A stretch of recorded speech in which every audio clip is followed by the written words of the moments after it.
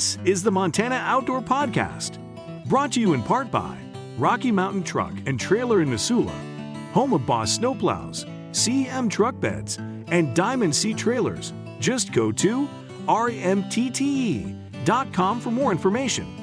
And by Superior Hardwoods of Montana, home of the largest selection of in-stock high-end wood products and flooring in the western United States. Let them guide you through the woods at superior-hardwoods.com. Now, get ready for more fascinating topics and the most interesting people you will ever find in Montana's great outdoors. We offer new podcasts most every Saturday. You can get a link to these podcasts by going to our website, montanooutdoor.com, or by going to our Facebook page, or just send an email to Downrigger at montanooutdoor.com and say send a link to my email. It's that simple.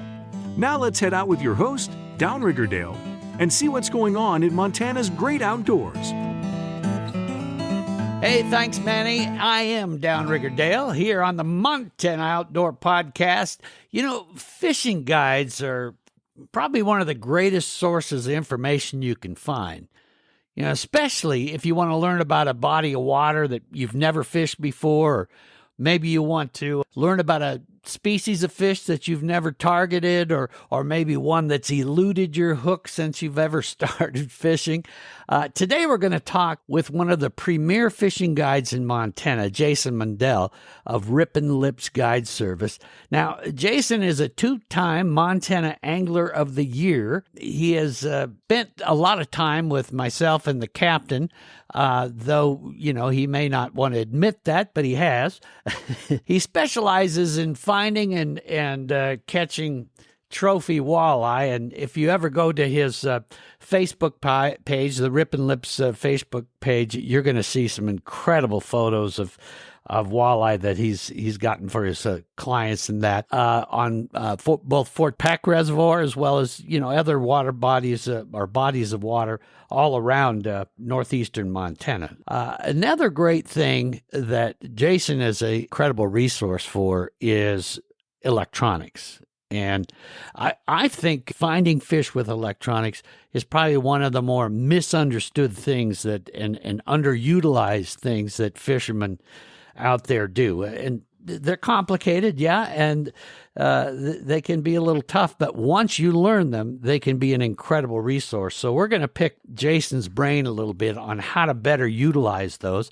With me, of course, is the captain of the Montana Outdoor Radio Show. The captain's been fishing with Jason a long time. So, Captain, I'll let you kind of take over to start with and introduce our buddy Jason Mundel. And let's get to picking this man's brain, see if we can get some good knowledge. All right. Thanks, Rigger. First of all, I want to add one thing to your introduction of Jason. He's been Angler of the Year. Incredible introduction, you meant? Incredible introduction? Yeah, but you missed something. He's been Angler of the Year 3 times, Rigger. 3 times? Yeah.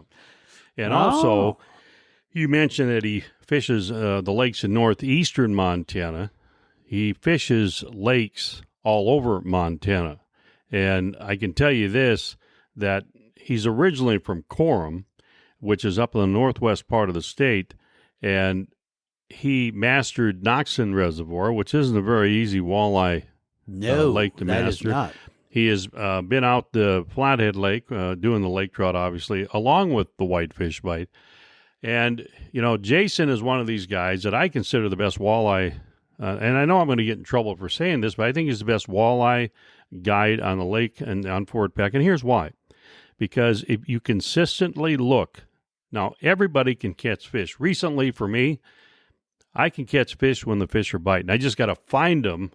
And once you find them, it's, you know, the lake is red hot right now at Fort Peck. Jason's one of these guys, when nobody else is catching fish, he will get his clients on fish. It's an unbelievable talent that he has, but he uses his electronics. And one of the reasons that I want to have him on a podcast with you, Downrigger, is because he jumped in my boat and helped me understand all the electronics that I have. Now, there's one thing to install electronics on your boat. It's another thing to actually use them. Right, and understand how to apply that and use it. I know and read that's them, where it gets you know. tricky. Read them. What's that say? What's that mean? And so I was so impressed with that. When he did it, I said, Jay, man, I know you're busy. Would you do a podcast with Downrigger and I on how to use and read electronics? Now, I think what we need to do with Jason is welcome him to the Montana Outdoor Podcast. Jason, welcome. Thank you. And we need to, first of all, find out before the electronics, how would have Jason approached, now we're going to handicap him a little bit because he's an electronic guy. How would he approach a lake to go fish and try to catch some fish for walleye? I'm going to propose that question right now. Jason, if you're going on Fort Are you Peck, talking about, Captain, are you talking about without using electronics at all? right, yep. Okay. Yeah, and I guess that's a good way to start because not everybody has them, though that is fairly rare these days. So, yeah, that's a good place to start. How would you just, let's say we shut off all your electronics on the boat, Jason, and said, okay, go get us on fish. How do you identify where the fish are at if you don't have electronics? First of all, I'd check the wind and see which banks it was beating up on because usually walleye are attracted to windswept banks. If it's beating in there, I go in there and investigate, and if it gets too turbulent, sometimes it'll sweep off of it a little bit deeper, but usually if you got a bank's been beaten in there for 3-4 days, there's probably going to be walleye there.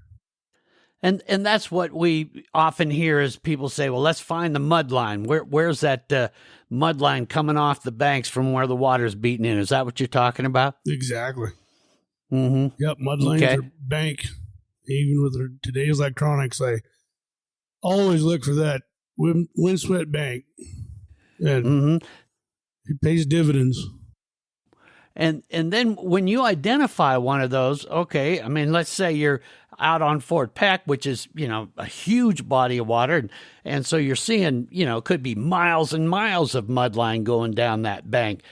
Then what do you do as far as, do you just kind of take a shot and guess where you ought to go? Or is there something else that might lead you to a specific place? That's a good question. Without electronics, it'd be really hard to find those fish. Especially on Fort Peck being so big, you'd have to start from probably the best mud line and then work out to the seam where it starts getting a little bit lighter in the green and just start working it. But, I mean, there's guys that figured it out years ago, and it took a lot of time on the lake to figure all this stuff out. Mm-hmm. That's something that I would start with. Mm-hmm. Now, if it's a calm day, and let's say we're not finding mudline, then what would be the place to start? Would you maybe go with past history of saying, well, I caught fish there, so I'm going to start there? Or how would you identify it that way as far as tracking down some fish? Well, memories always help out if you've been on a lake before. Places you've caught them before, you go check them out. But, calm lake, most likely if you can figure out a deep cup and where steep drop off next to the bank where they could hang out for a ambush spot. Transition, like on Fort Peck, transitions make a lot of ambush points. If you're not got weeds, if you got weeds, there's high water and our hydrilla is coming up, that's another good place to start if you got weeds. But we have no weeds. When the lake was a lot lower, then you're probably looking at transitions to be the ambush point. Okay, Rigger, let's switch a little bit now. Let's get into electronics. And I have a question for Jason. We just have a sonar. You got a sonar on your dash, which years ago, that's what everybody had. It showed the depth. So you're talking about your basic fish finder, just that shows a little dot here and there. And the speed and all that stuff. I know in the past week, I fished a spot, and the walleyes were just jammed in there. And I came the next day, and there was nothing. I didn't get a bite for like 2 or 3 hours. What happens when that happens? I mean, obviously it makes walleye fishing challenging, but as a guide, you don't rely on just one spot. But in that particular case, what happened there with those walleyes? most likely those walleyes are feeding on Cisco's in there. The water's coming up, and the Cisco's are in there eating the bait, and the walleyes are in there eating the Cisco's and everything else. And once those Cisco's move out, if the walleye leave, most likely they went out suspended, and those walleyes will go suspend right on top of them. And that wouldn't play into the part where if the wind is blowing in there, because our Cisco's, like in some of the lakes around Montana, you have, little minnows and stuff like that. They can get blown. That's why you like the wind-swept shorelines. Mm-hmm. But the Cisco, are they susceptible to the wind? They're definitely wind-driven. Huh. You go on each side of a point that can be hit from both sides, east or west or north or south. And those Cisco's are in there in that mudline eating too. Oh, really? Oh, yeah. Oh, okay. So then obviously the walleye see that and go. But I just thought of a question one that I've heard. In fact, I think the captain and I have argued on this a few times about it. But let's say you find that mud line, and you're fishing. You've caught a few walleye, or maybe the bite's really good, and then all of a sudden it just turns off. And you end up catching a pike. And I've always thought, okay, well, that's what's shut the walleye off, is these big pike have moved in, so the walleye moved out. Is that true? Do pike tend to run the walleye off, or am I just thinking wrong here? Well, the smaller ones for sure, but not the big walleyes. Once they get over 20, they are not afraid no northern. So you catch a northern out there and go right back in there, you'll catch walleye. You're talking about a 20-inch walleye when you're talking referencing the length. So you have a sonar, just one that gives you depth and speed. Does that do any good for you as far as if that's all you had on your boat? Oh, definitely. For one thing, you like Fort Peck's so big. There's so many, draws, long points that go out in the water. Without that depth, you don't know where they drop off. Without a map, you don't know where you don't have no contours. So there you go back again. It takes a lot of years to figure it out without a map. But once you figure out where these certain points come out with just those, less grass, then, you keep those in the back of your mind for, go-to spots. I mean, it'd take you a lifetime without a map to figure this place out. Okay, and then, of course, when the water's rising like it has been the last month and a half, those points they stay the same, but they disappear as far as the depth under the water. When you're talking about maps, you would recommend if all you could afford was a sonar, you would want one that could, for example, if you're fishing Fort Peck or actually any of the lakes in Montana, the Lake Masters map, correct? And that goes into a Humminbird. Is that accurate? That is accurate. Yeah, that Humminbird map, that Lake Masters bank. Okay, so why do you like that map? And how does it make your job more effective? It just cuts down my time for look for walleyes.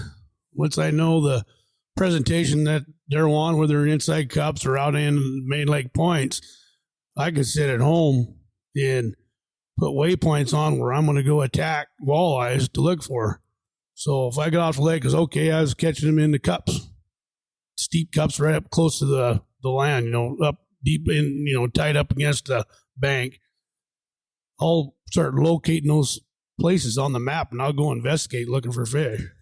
Oh, really? Okay, so you're talking about not on the water. You're talking about when you're at home, after you fish for a day, you've been successful on a particular contour, a lay of the land, so to speak, you'll go and try to find out similar lays of the land around the snake. I'll be darned. And they're usually always relating to the same stuff. Like high water, rising water, most walleyes will go in shallow. Which I found real odd this last week, I was still finding big walleyes on the end of main lake points. I'm trying to put it together. This is a new one here, but I figured out that walleyes like current.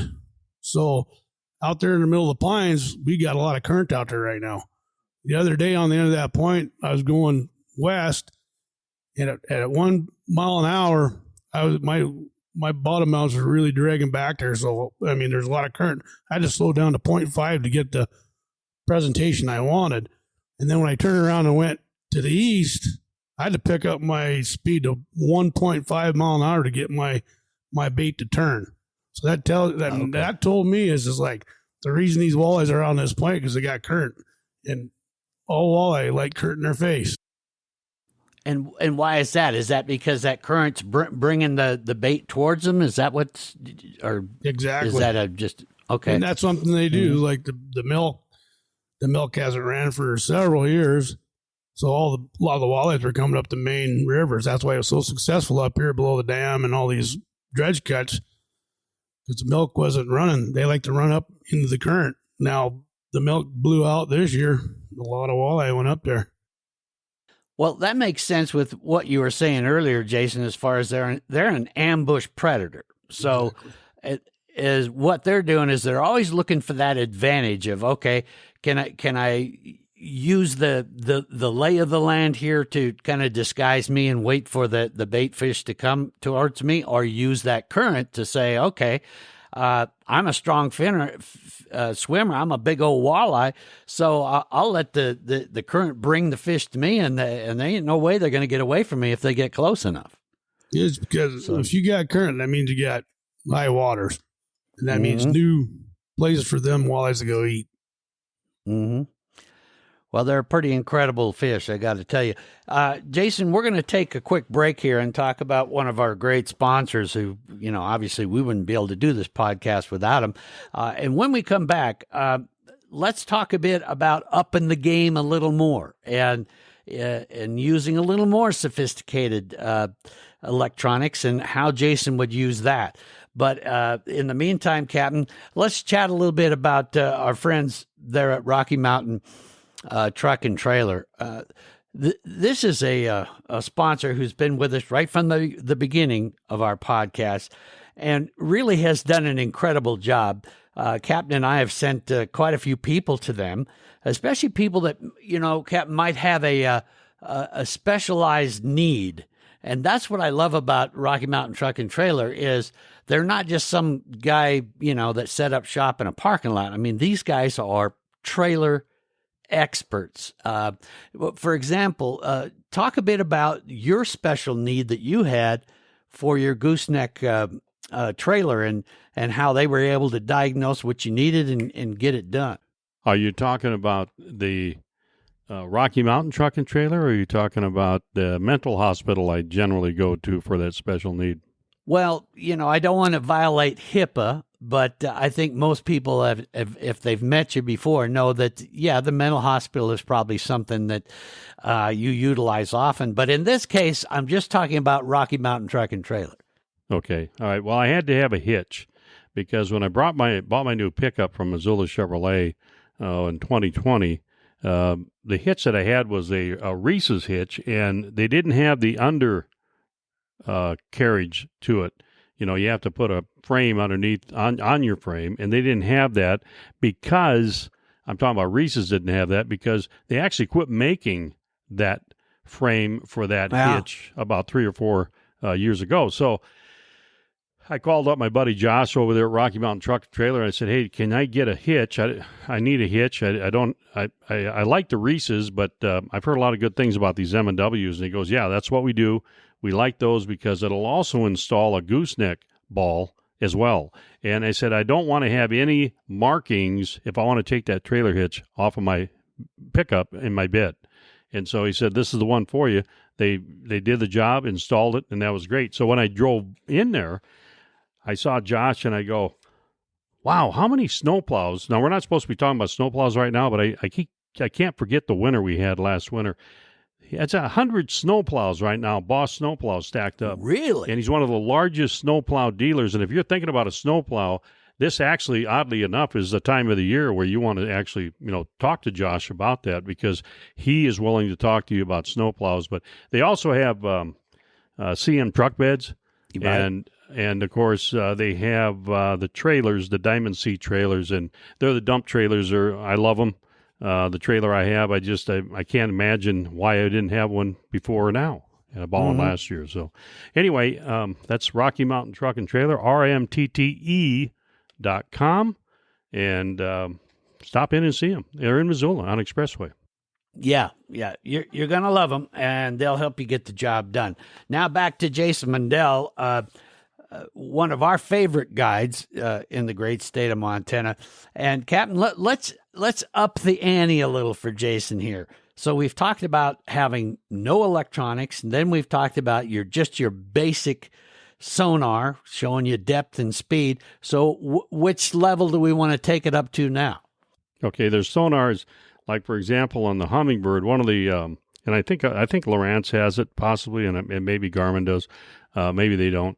It's called side imaging. And okay, when you talk to Jason Mundel from Ripp'n Lipps Guide Service about side imaging, his eyes light up. And a lot of people, like myself, I don't know how to run it. I have it, but I don't know how to run it and read it correctly. Jason, let's talk a little bit about that for the guys that have it. I have a Hummingbird side imaging. Is that the one you have? Yes. Okay, so let's talk about side imaging. You impressed me on the boat when you're dialing that in, explaining how I need to have that set and how I need to look for fish on that side imaging and how fast I can go when I have that side imaging on. Yeah, that side imaging is bank. You get it dialed in right. Back in the day when we just had the regular sonar and just depth, we'd sit on fish. Let's say we're in 15 feet of water, we're on fish. They're not firing. They're not firing. Over the years, we figured out those active fish are in tighter by just throwing jigs in there. Now I can go on there with my side imaging. I got fish. I'm sitting at 15 feet of water. I got fish. But on my side imaging is up, I'm seeing them up into the bank. Those fish are active fish. And if I see that, I'm stopping. I'm throwing to them because they're up there for one reason. And that's to eat. And okay, so that just helps you. I mean, one of the things it does is identify which fish are just saying, yeah, I'm not hungry right now, I'm just hanging out, and which fish are saying, yeah, time to eat. Exactly. I didn't even think of it that way. Okay. And what are you seeing on the screen then, for especially for people that don't have side imaging and maybe thinking about it? So what are you looking at? I mean, are you actually seeing the fish, or is it like an image of a fish? It's definitely like kind of an image of the fish. But to tell if it's a real fish, if you're shining towards the bank, mm-hmm. you're going to see a mark, and usually you're going to see the shadow. So if you see the light, looks kind of the shape of a banana or whatever, then you look to see there's a shadow behind it. The closer the shadow is to that mark, that means the closer it is to the bottom. The further away, that means it's suspended. And a lot of times if you hit that just right, you can look at that shadow and zoom in on the shadow. And a lot of times you can tell exactly what that fish is, whether it's a northern bass or it's a walleye. Really? So you can actually, at that point, if you know what you're looking for, you can identify the species? Oh, yeah. Yep. Wow. Yep. And another great thing is, like, as tournament fishermen, what we do, I mean, for a peck so big, you need to cover water. And I can run it up to 4 miles an hour on my side imaging, going along there and looking for fish. I don't even fish until I see them. So that saves me a lot of time on the water, just hunting fish, trying to fish it a mile an hour or whatever. Okay, let's talk about, you obviously trust the side imaging. What do you have it turned up to as far as, what do they call that? Well, what I do on mine, when I'm running up to 4 mile an hour, I turn my hertz down to 450. I got to run a Mega Live. For me, Mega Live, I have a hard time seeing it when I'm running that fast. So if I'm going along pretty good click, I got it down at 455 and I can read it real well. But if I slow down, even to an anchor lock, I can move it to mega imaging, and then it really shoots it out there, and you really see what you're looking at. Okay, when you say Mega Live, you meant Mega Imaging, correct? Yep. On the okay, you were talking about two different things here. That would be our next upgrade when it comes to. So let's get down to talking about fish. Let's say I'm in an area and I keep going back and forth, and I keep getting the 16, 15-inch fish, the walleyes. And the reason why we're talking about walleye so much, because that is such a popular fish, obviously, around the state of Montana, but it also is a fish that guys like Jason that know how to work electronics, so you rely on those electronics to find those fish, so you're not going blind. I'm catching 15, 16-inch walleyes. How do I get the bigger ones, or are they even around? Are they deeper, or do I just keep fishing until they move in? I just trust my electronics, and with the side imaging, is say I'm catching 15, 16-inch fish in, let's say, 15 feet of water. I'm shooting 100 feet out each side of my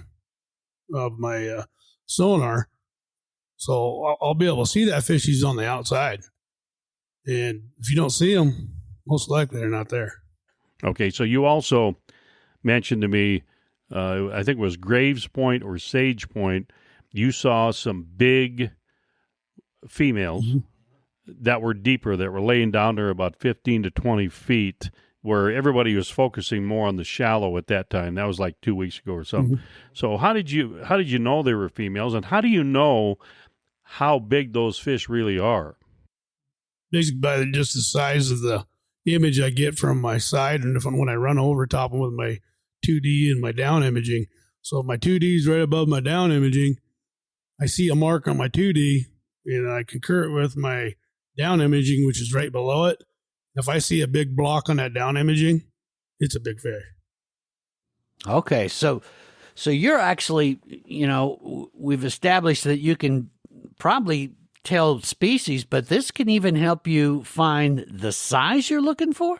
Oh, yeah. I don't use it much, but Dale Gilbert is a really good electronics guy, and there's a ruler setting on those hummingbirds, and he can put it on that fish and pretty much tell you within a couple inches of how big that fish is. Oh, really? I'm not that good. Wow. That is, yeah. Now, what about, so now you found the fish, you found, even to the point of possibly the size of fish you want. Can side imaging help you as far as figuring out what would be the best presentation and bait to use? Well, that has a lot to do with the temperature of the water, for one. And it's probably down there chasing Cisco. Early in the year, before, it's, I'd say, under 60 degrees. If you drop a minnow down there, he's probably going to eat it.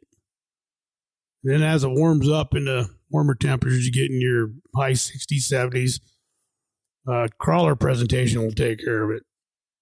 Okay, so when you're right now, I've noticed that in the last 2 weeks, I've caught quite a bit more fish with bottom bouncers with a crawler on a small smiley blade, or actually it didn't make any difference. I had kind of I don't even know what you call it. It's kind of a wobbler float that's pink and white with a crawler harness in the back, and then there's a slow death on that gold smiley blade.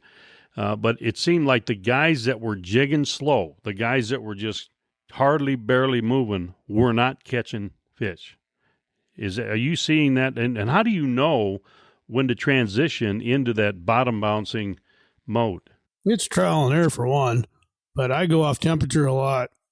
And you get, in the 50s, 60s, your minnows usually look pretty good. Hard to beat a good shiner. But once she gets popping up in the high 60s and the 70s, the crawler just kind of take over. And everybody thinks, well, why does a crawler beat a minnow? Well, I still kind of figure that out. But I set my minnows up on a slow death. I try to make it look like a wounded minnow, actually.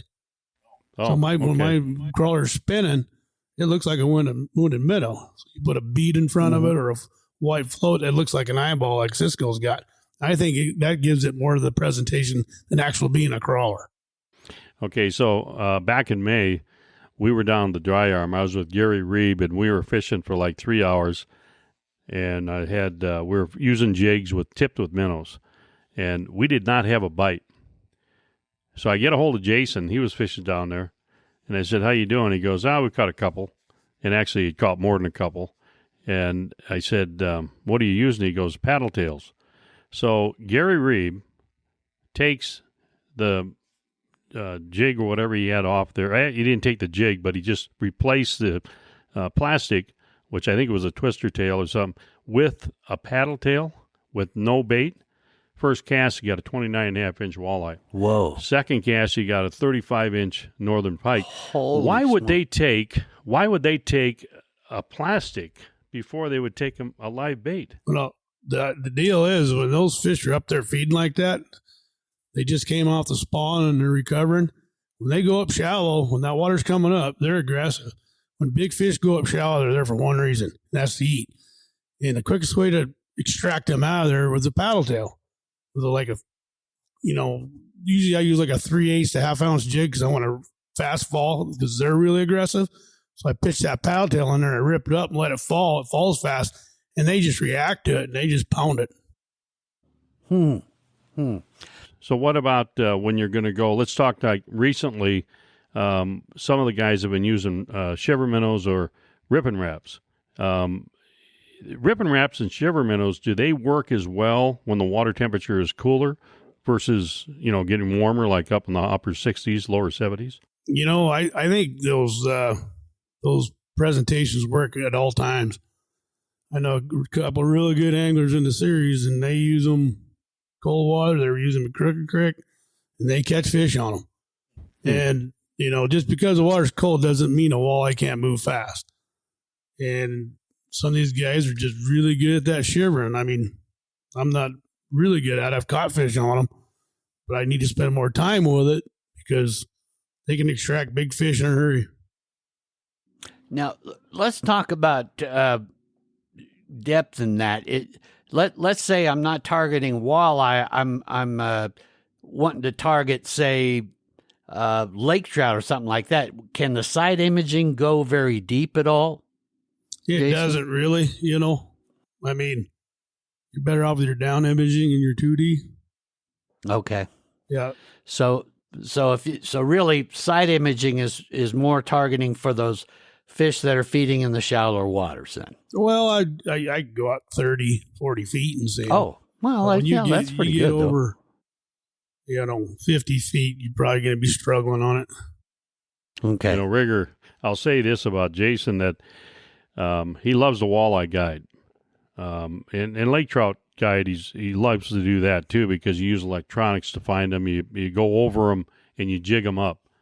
The one thing he's not real fond of doing, but he will do it, and he's done a great job for his clients, is salmon fishing.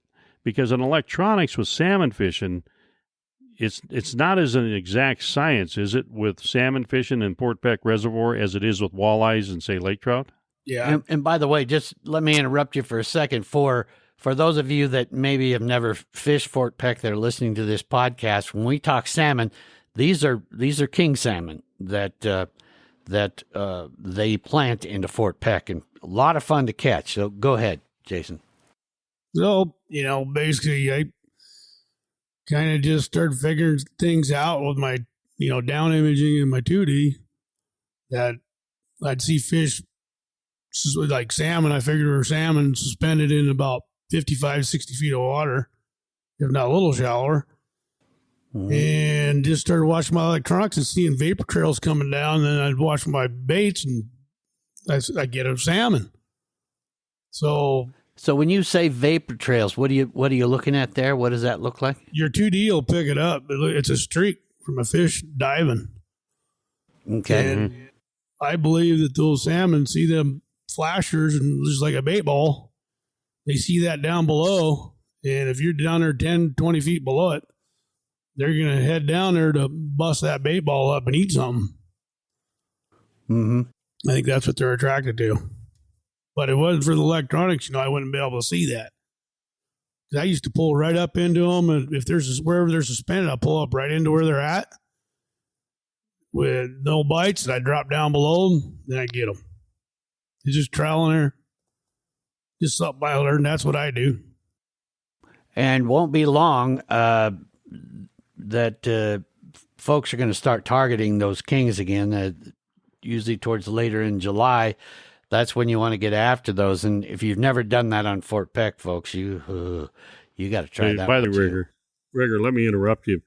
The Slayer, Bill Zaratka, he was out fishing lake trout yesterday. Yeah, I He saw sent that sent on me a picture. MontanaOutdoor.com. Yeah. 2 small salmon, and he said the salmon season's open. Yeah. Yeah. For those of you that don't know, if you go to MontanaOutdoor.com, you'll usually get all the latest stuff from, well, really all over the state of Montana. But I was browsing through there just before this podcast, and I saw Bill Zarodka's salmon that he just caught. So, yeah, it's about to start. Let's take another quick break here, Captain, before we get back, and then we'll get into like the premier electronics with Jason Mundel and talk about how you would use that and what you can use it for. But let's talk about Superior Hardwoods of Montana. I was looking on their website here recently, which, by the way, I don't care how big a website they would ever put together for Superior Hardwoods of Montana. I don't think it could ever do justice for what's there. I mean, the place is huge. It's got, how many square feet is it? I can't even remember. It's like 100,000 square feet of flooring that's stacked up all around there of every kind of woods and all that. But one thing I did notice is that they really spend a lot of time trying to help you understand what might be some of your choices and kind of help you, well, like they say in their slogan, they guide you through the woods. You were a good example of that. You and your better half, Bernie, decided that you guys were going to remodel this beautiful home in at Lewistown, Montana, and you wanted to find the floors. So how did they guide you through the woods to find the beautiful floors that they installed in your place? Well, it didn't take very long, Rigger. We just walked in there. Bernie said they had some samples of the hardwood floors that we were able to choose, some options. I looked down, I said, that's the one I want. And she goes, that's the one I want too. So it took us about 2 seconds. Now, they have so many selections that, yeah, it's going to take you a little bit more if you can't agree. Jason's been at my home in Lewistown. Those hardwood floors are unbelievable, aren't they? Beautiful. Yeah. Yeah. So and that's a reclaimed wood that you have, right?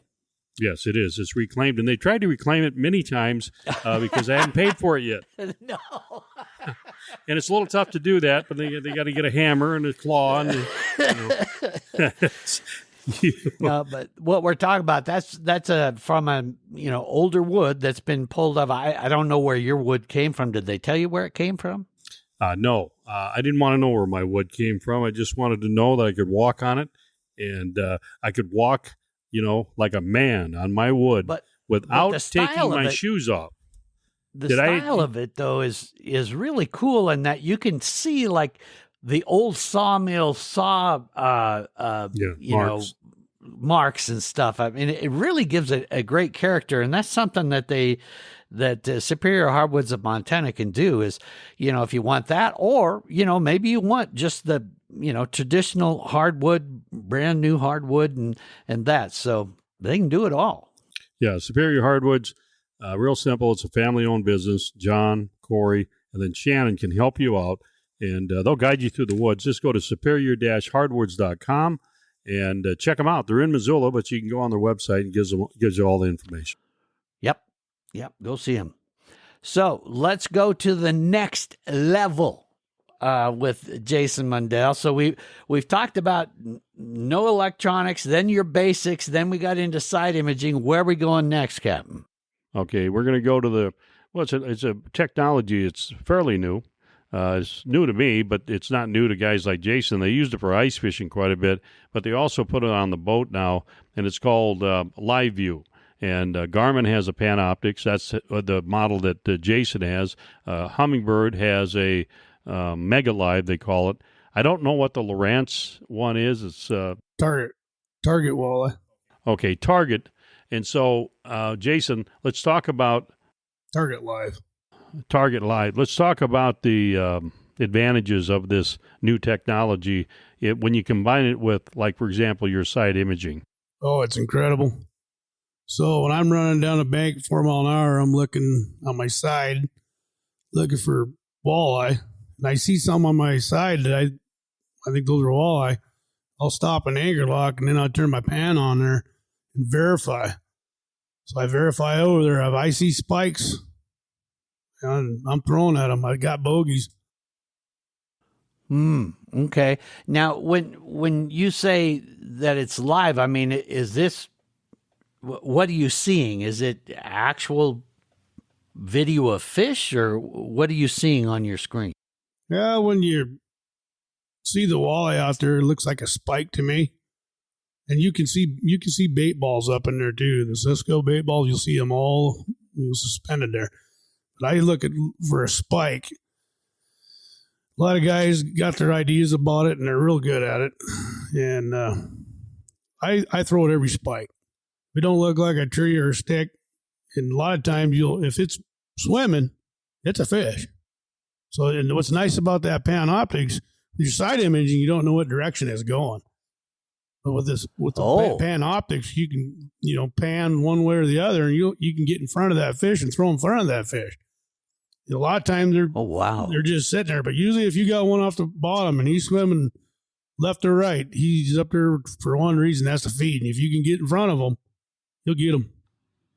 So then you're placing it right in front of his snout at that point. Well, what he recommends, though, Rigger, it was surprising to me. If you see those little spikes, you throw beyond them. Like if they're 40 feet out, you throw 60 feet, 70 feet.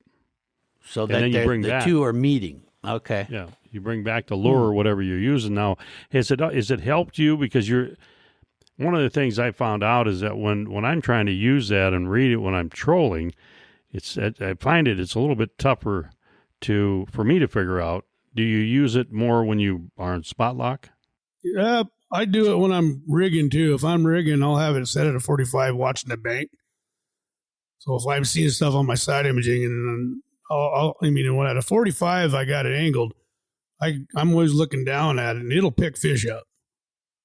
But it's just nice to have down there, because if you see something on the outside, you can just wing it around, and you can concur that it's a spike. It's definitely a fish.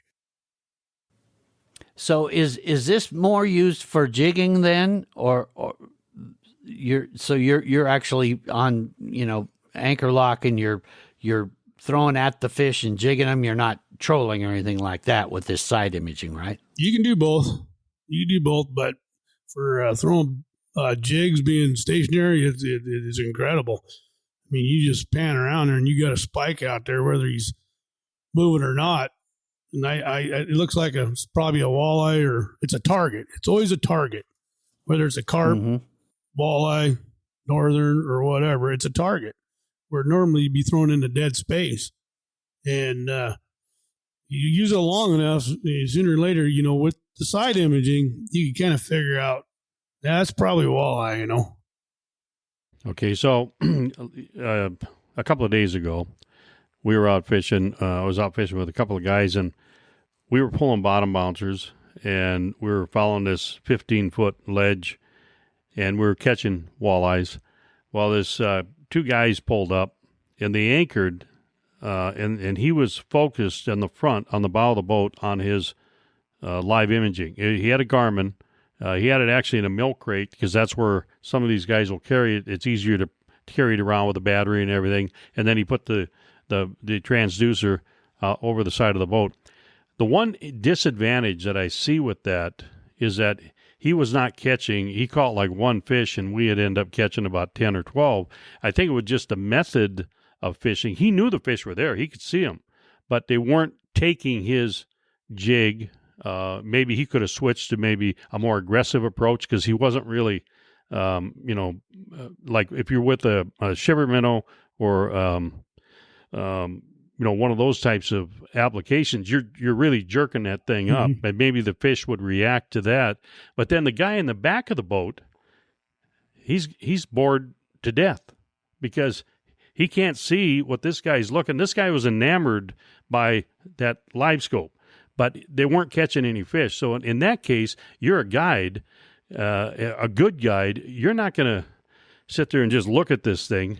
You're going to get everybody involved on the boat, because everybody wants to catch fish, and that's what they're paying you for. Exactly. When I stop on a spot and I'm throwing paddle tails with clients, I'll pull up on a spot and I start marking, I call them bogeys. targets to throw at. So I'm telling one client, I said, okay, you throw right over that way. You throw over that way. And you can't get it accurate if they're not standing over the pan, but you can get close enough. And an aggressive fish, it will move more than 3 feet to get a paddle tail or whatever bait you're throwing at it. And I've watched them. I mean, like you say, if I got a fish moving on me, left or right, I'm probably going to try to throw right on his nose because he's moving. But now if he's sitting stationary, then I'll throw past him and rip that thing up and try to let that thing fall naturally, and he sees it, and that's been pretty deadly for me. Okay, so paddle tails, they're different lengths, there's different colors. What is your go-to paddle tail lengthwise and color? Anything around 4 inches, 3.75 to 4 inches, I really like. Early on, I like a heavier head. I really like a fast drop because those, like I said, those walleyes are up there for one thing. That's the heat. And if you're aggressive with them, they're going to get aggressive. Then then it goes to minnow bite. It changes your whole presentation. Not ripping minnows up. You're trying to throw it on their nose. You get a react on a live minnow. For a paddle tail, it's all a reaction. You're making a reaction to cause a reaction. Do you tip that jig? And how big of a jig are you talking about? A heavier one, 3/8? I go up to half, but 3/8 pretty standard. And when do you tip the paddle tail and when don't you tip it? I usually don't tip a paddle tail. Okay. I'm not saying I haven't. It has worked, but most of the time I don't. If I tip,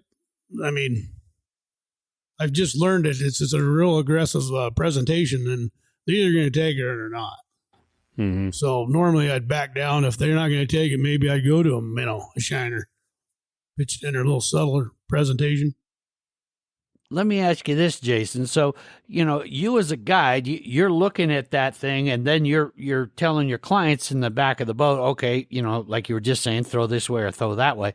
So if, let's say a scenario, let's say there's a guy, maybe somebody like me, who's in the back of the boat, and then there's a guy up in the front of the boat that's looking at the screen like you would, but a guy that's kind of an egotistical prick who doesn't ever inform his fishermen.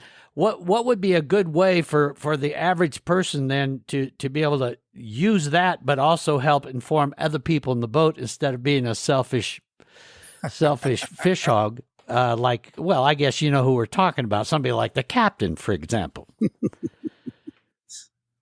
I guess you'd have to buy your own and get it tuned in.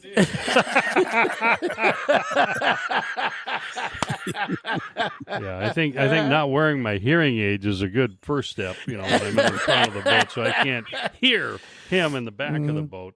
But seriously, what you're saying is that even though you might have one screen, a person can help utilize that for the other folks on his boat and help show them, okay, here's where they're at, boys. You just get right up there. You just get right up there with them.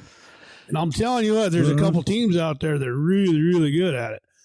And I've seen them come in on a spot and they go pan, pan, pan. And if they see a fish, both of them get up front and they're throwing at that fish. They're throwing. Okay. Your tournament fish. Who cares who catches it? And they're wham, wham, wham. And then all of a sudden that fish, they either got it or they're gone. And if they're gone, you'll see them guys pick up, take off, and they're just going to check their spots until they find targets to throw at. And they'll throw it, both of them will be up there throwing at it. Bob and I. Well, it's like, go ahead.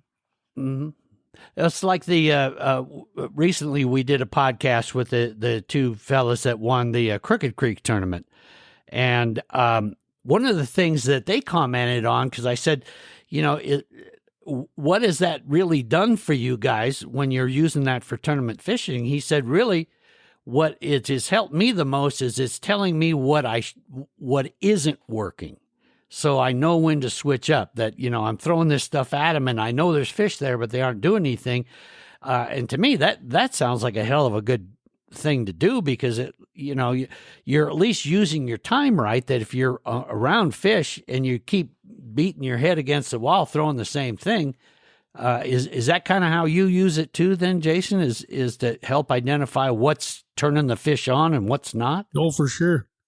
You know you're throwing it at the right target, and you just got to keep throwing different junk at them until whatever combination's working. That's all part of pre-fishing, is to find out color, length, and fall rate, and whatever it makes to trigger that fish to go. That's what we're all looking for. And those guys are exactly right, and they're good at it.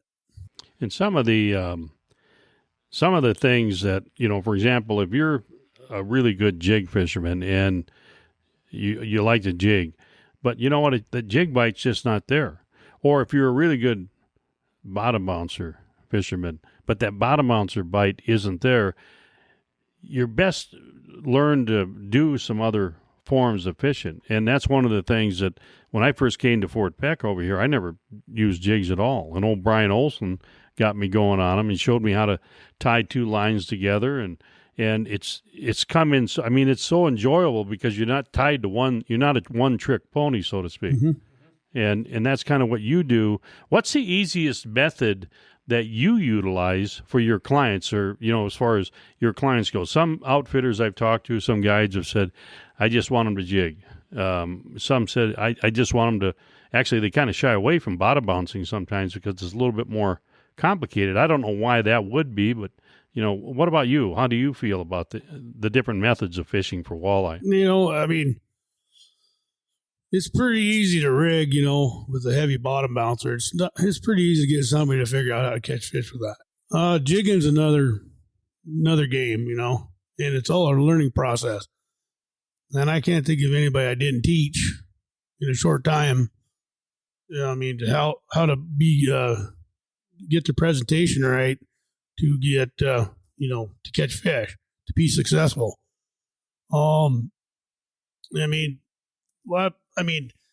Jigging's simple, it's clean, and rigging can be a nightmare if they're not doing it right. You have a lot of wrecks and stuff like that.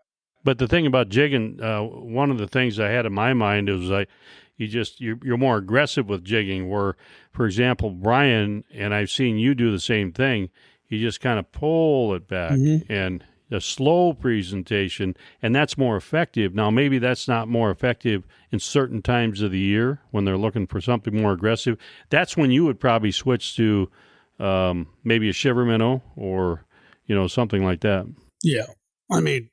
There's definitely a time for rigging, but as you can see, for the past, 4 or 5 years, these guys are really getting into the shiver minnows, and they've been doing really good in the Gov Cup. And it takes some pretty good riggers to beat them nowadays.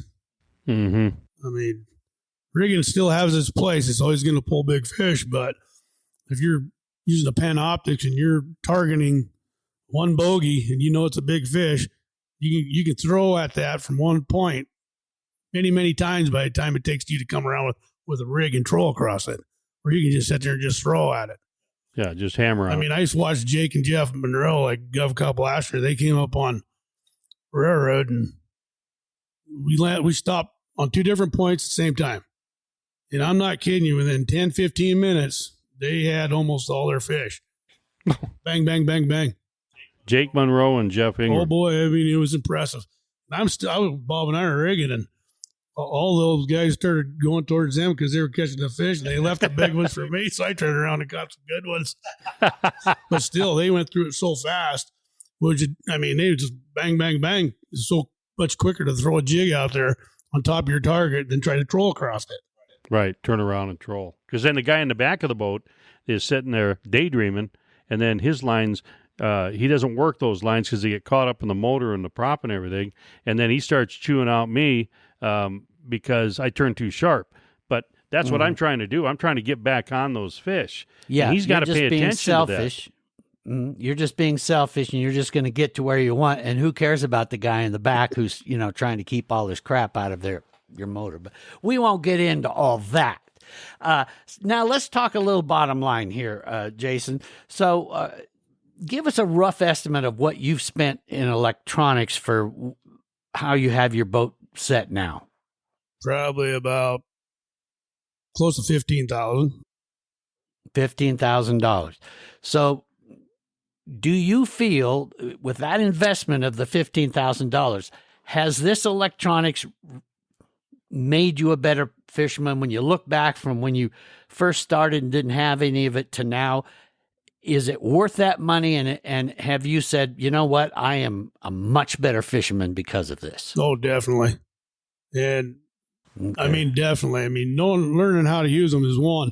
But when I did seminars, I'd tell everybody, you owe it to yourself to buy the best electronics you can afford, whether it's Okay. 15 grand or 5 grand. But they will help you find fish. What's a realistic budget that someone should set for that's realistic that would get them a decent package of electronics? A good guy to go with is Matt Cowan is very knowledgeable about it up here at Mondac, and then saying down there. Yeah, we've had him on the Townsend Marine, podcast. They're really good with their electronics down there too. And you start with the Helix, whether it's a 5, and they go all the way up to 15, even bigger now. Helix is a good one to get into. They're a little cheaper, but they still got good side imaging, good mapping. Okay. Really good way to go. I mean, Humminbird works so good on Fort Peck because of the Lake Master map. Garmin's come along. Garmin's a little bit cheaper one, but it's got a great map, and it's got.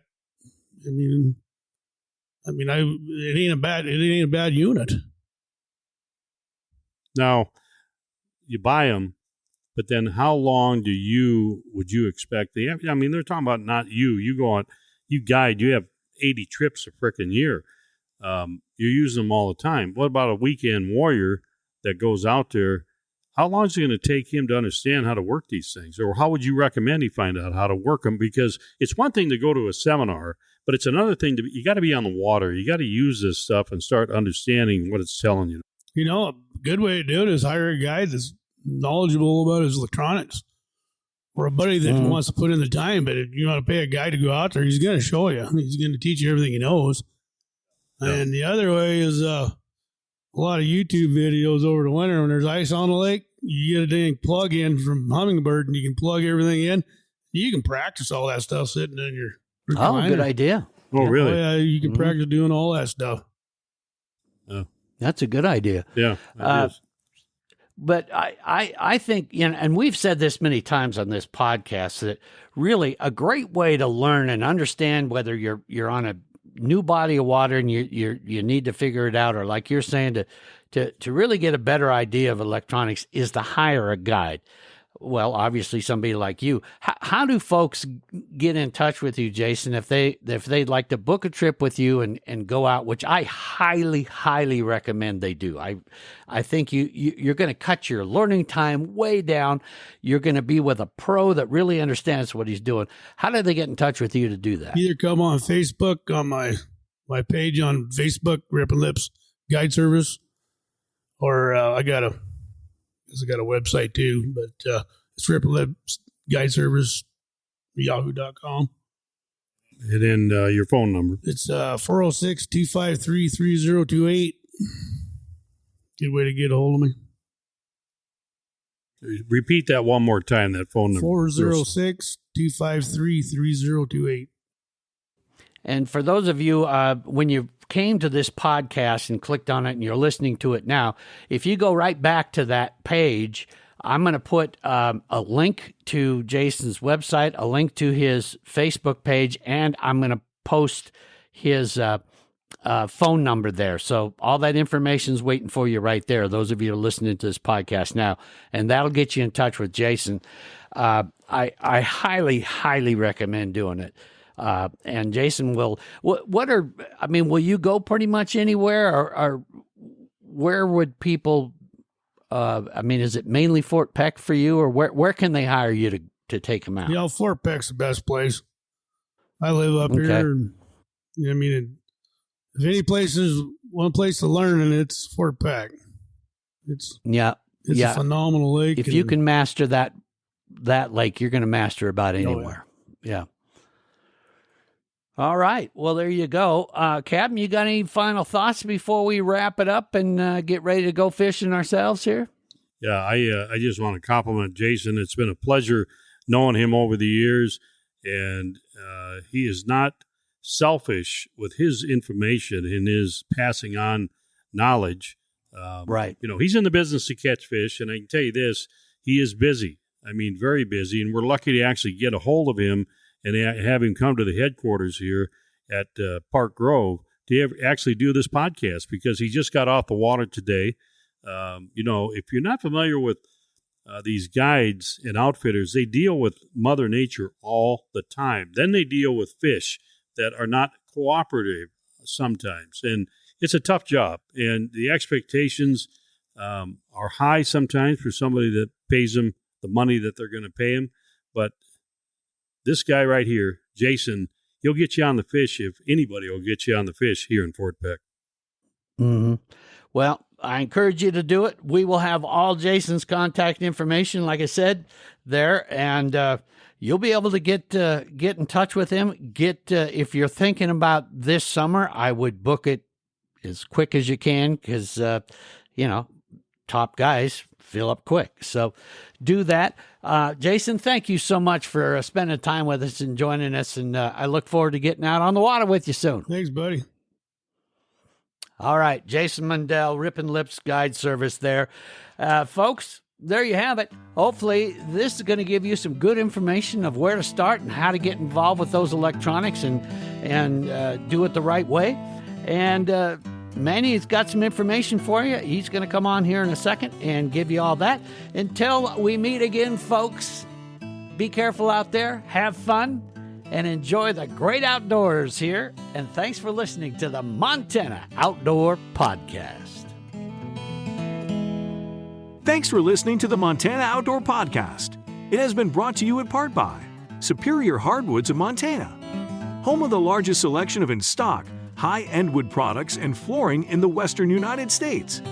Let them guide you through the woods at superior-hardwoods.com. And by Rocky Mountain Truck and Trailer in Missoula, home of Boss Snowplows, CM Truck Beds, and Diamond Sea Trailers. Just go to rmtte.com for more information. So what did you think of today's podcast? Send your questions and comments to Downrigger at montanooutdoor.com. We should be dropping a new podcast this next Saturday. Until then, we will see you soon out in Montana's great outdoors.